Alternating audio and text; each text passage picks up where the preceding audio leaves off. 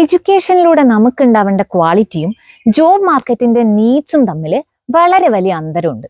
Syllabus ഒക്കെ ഇപ്പോഴും പഴയ ജാമ്പവാന്റെ കാലത്ത് തന്നെയാണ്. പക്ഷെ ടെക്നോളജി ഒരുപാട് മുന്നിലുമാണ്. കുട്ടികളെ വിലയിരുത്താനുള്ള മാനദണ്ഡം മാർക്സ് ആവുമ്പോൾ സിസ്റ്റം അവരെ എക്സാം ഓറിയന്റഡ് ആയിട്ട് പഠിക്കാനാണ് ഫോഴ്സ് ചെയ്തുകൊണ്ടിരിക്കുന്നത്.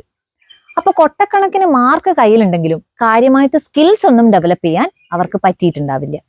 ആസ് എ റിസൾട്ട് എന്ത് സംഭവിക്കും? ജോലിയില്ലാത്ത അവസ്ഥ, അൺഎംപ്ലോയ്മെന്റ്.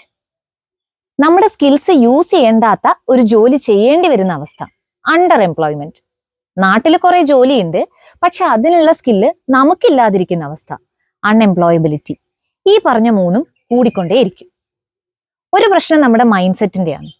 എല്ലാ ജോലിക്കും അതിൻ്റെതായ ഡിഗ്നിറ്റി ഉണ്ട് എന്ന് പറഞ്ഞു പഠിപ്പിക്കുമ്പോഴും എനിക്കൊരു ബസ് ഡ്രൈവർ ആവാനാണ് ആഗ്രഹം എന്നൊരു കുട്ടി പറഞ്ഞാൽ നമ്മളിൽ എത്ര പേര് അതിനെ സപ്പോർട്ട് ചെയ്യും? പ്രശ്നം ശമ്പളമാണോ? അല്ല, അതിന്റെ പകുതി ശമ്പളത്തിൽ ജോലി ചെയ്യുന്ന എത്രയോ ടീച്ചേഴ്സും എഞ്ചിനീയേഴ്സും ഒക്കെ നമുക്കിടയിലുണ്ട്. ഇനി വേറൊരു ഇമ്പോർട്ടൻ്റ് ആയ കാര്യം, നമ്മുടെ എഡ്യൂക്കേഷണൽ സിസ്റ്റത്തിൽ മൊത്തത്തിൽ ഒരു അഴിച്ചുപണി ഭയങ്കര അത്യാവശ്യമാണ്. അതിനുള്ള സമയമൊക്കെ പണ്ടേ അതിക്രമിച്ചു കഴിഞ്ഞു. ഓൾ ഓഫ് എ സഡൻ ഇതൊക്കെ മാറ്റിമറിക്കണമെന്നൊന്നുമല്ല.